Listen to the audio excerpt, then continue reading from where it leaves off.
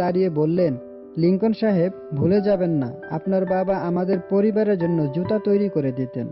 আর একজন মুচির ছেলেকে প্রেসিডেন্ট হিসাবে অনেকেই মেনে নিতে পারেনি তখন। একথা শোনার পর সবাই চুপ হয়ে গেলেন, কিন্তু লিংকন সাহেব মোটেই বিচলিত হলেন না। তিনি লোকটির চোখে চোখ রেখে বললেন, আমি জানি স্যার, আমার বাবা কেন এখানে অনেকেই আছেন যাদের পরিবারের জন্য জুতা তৈরি করতেন। এই জন্য আমি গর্বিত। বাবা ছিলেন জুতা তৈরির জন্য জিনিয়াস। সে কাজকে কখনো ছোট করে দেখতেন না। বাবা ছিলেন জুতা তৈরির নিপুণ কারিগর। আজ পর্যন্ত তার কোনো কাজের সমালোচনা হয়নি, কারণ তিনি কাজ করতেন শুধু গ্রহীতার সন্তুষ্টির জন্য নয়, নিজের সন্তুষ্টির জন্য। আপনার যদি কোনো অভিযোগ থাকে তাহলে বলুন, আমি আপনাকে একজোড়া জুতা তৈরি করে দেব।